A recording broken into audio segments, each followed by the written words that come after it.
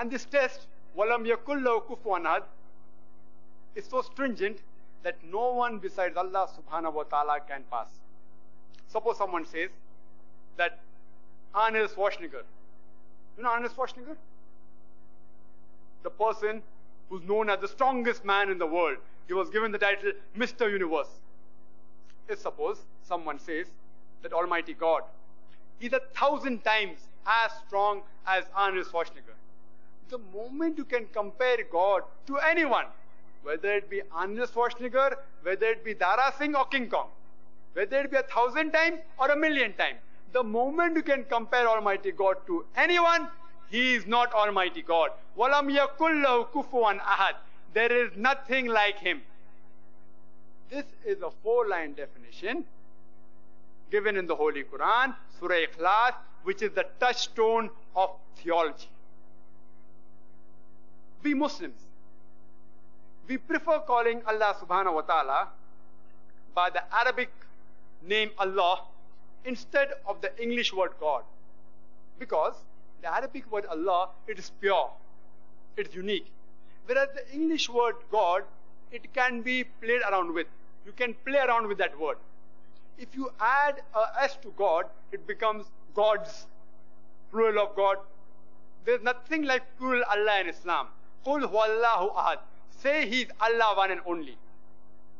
If you add a D-E-S-S to God, it becomes goddess, a female God.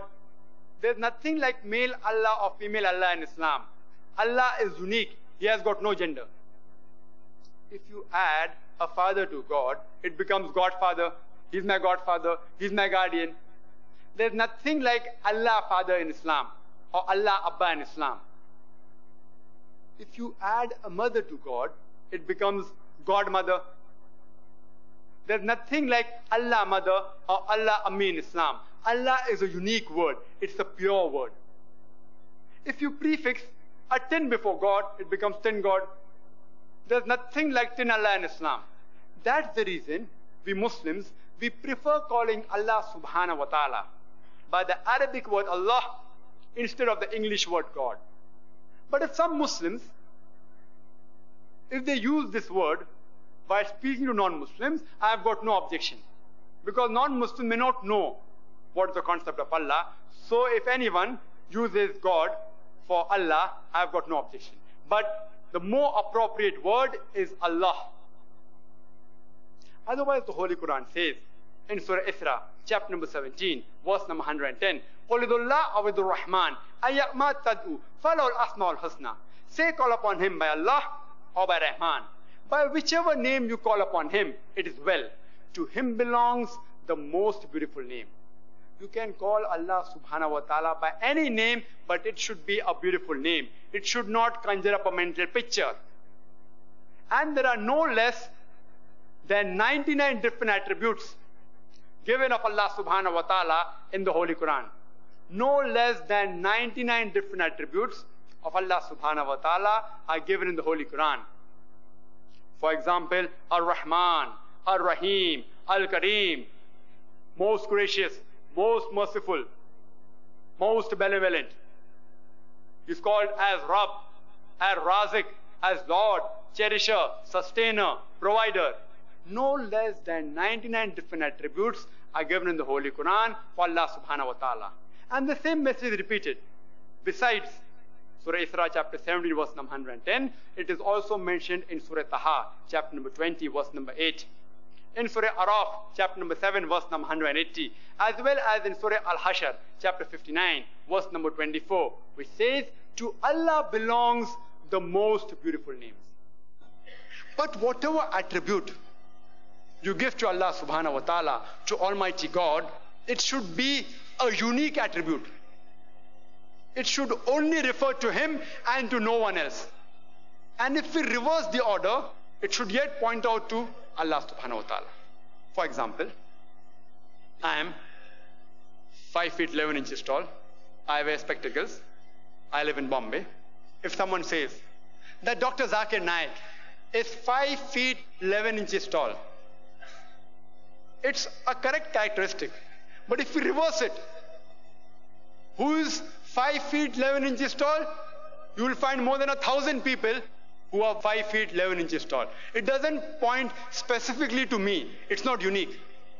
If you say Dr. Zakir Niak wears spectacles, it's correct, but it's not unique. Because if you reverse it, who wears spectacles? There will be more than 1,000 people who wear spectacles. If someone says Dr. Zakir Niak lives in Bombay, he's right, but it's not unique. Who lives in Bombay? More than 1 million people live in Bombay. So the attribute that you give should be unique. For example, if someone says that Dr. Zakir Niak is the father of Farik Zakir Niak, who was born on the 10th of July 1994 in Jangir Nursing Home in Pune, that's a unique attribute. Because if we reverse it, who is the father of Farik Zakir Niak, born on the 10th of July 1994 in Jangir Nursing Home in Pune? The answer is only one, Dr. Zakir Niak, no one else. It's a unique attribute. It points out to no one but one person. Similarly, let me give you another example. That Dr. Zakir Niak is the founder chairman of IRF Educational Trust, which was established on the 6th of November 1992 in Dongri, Mumbai.